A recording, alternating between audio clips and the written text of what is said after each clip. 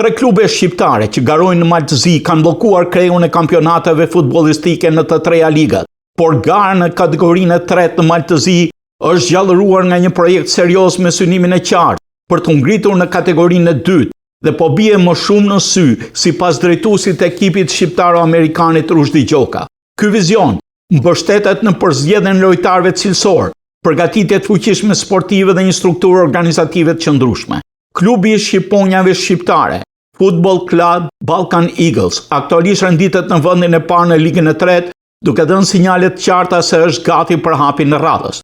Në drejtimin e Rushdi Gjokës, trajnerit të dikushëm të Deçiçit Viktor Drinovski, ky ekip ka krijuar një grup lojtarësh të motivuar me potencial real për të konkurruar në nivele më të larta. Në radhët e tij kanë kaluar edhe lojtarë të njohur shqiptar si Kristian Vulaj, ish lojtari i Deçiçit dhe i Vllaznis, dhe Demil Kajoshaj, duke krijuar një lidhje të fortë mes brezave të talentuar dhe futbollit elitar, të cilët stërviten në fushën Besa të Deçiçit.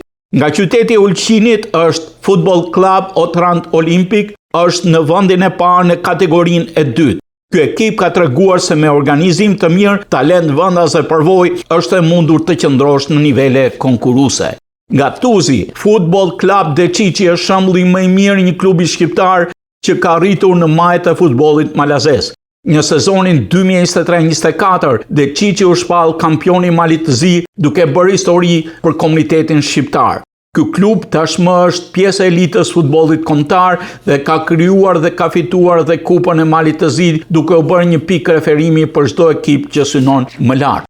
Ky projekt nuk është thjesht një projekt sportiv, por është një simbol i bashkimit, i ambicjes dhe krenarisë kombëtare.